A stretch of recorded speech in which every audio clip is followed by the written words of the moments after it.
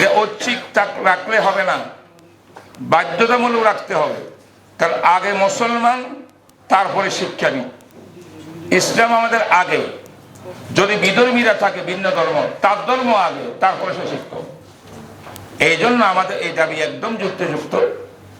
আর এই দাবি পূরণের জন্য দুইটা জিনিস, একটা তো ল, যেটা আমাদের নীতিমালা, বাংলাদেশের শিক্ষা নীতিমালা, ডাইরেক্ট লেখা আছে প্রত্যেক ব্যক্তির ধর্মীয় শিক্ষা দিতে বাধ্য। আবার যে সরকার বর্তমান আসছে, আমাদের তারেক জিয়ার সরকার, তিনিও কিন্তু নির্বাচন আগে খুব সুন্দর করে এগুলা বলছেন।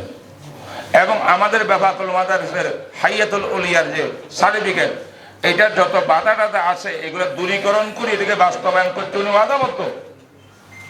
তাহলে সেই তারেক জিয়া সাহেব, সেই সরকার প্রধান, তারা আমাদের এই দাবি কেন মানবে না, মানতেছে না? মানাইবার জন্য যা কিছু করতে হয়, সেই উদ্যোগ হিসাবে আজকে এই গোল টেবিলটা একটা উদ্যোগ গ্রহণ করছি।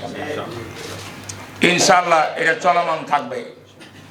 আর আমি অত্যন্ত খুশি যে আমরা শুধু ওলামা মাসায়েখ একটা জামাত নয়, একটা গ্রুপ নয়, বরং সারা দেশের কাওমি মাদ্রাসার সর্বস্তর আলেম ওলামা এই ব্যাপারে একমত, কারো দ্বিমত নেই। তাই হেফাজতে ইসলাম বলেন, তারপরে বেফাক বলেন, হাইয়াতুল উলিয়া বলেন, আরো যত সংগঠন আছে, বিভিন্ন ইসলামী রাজনীতিবিদ যারা আছেন, যে অনেকে আজকে প্রেজেন্ট আছেন এখানে, সবাই ঐক্যবদ্ধভাবে এটা পরিকল্পনা গ্রহণ করি।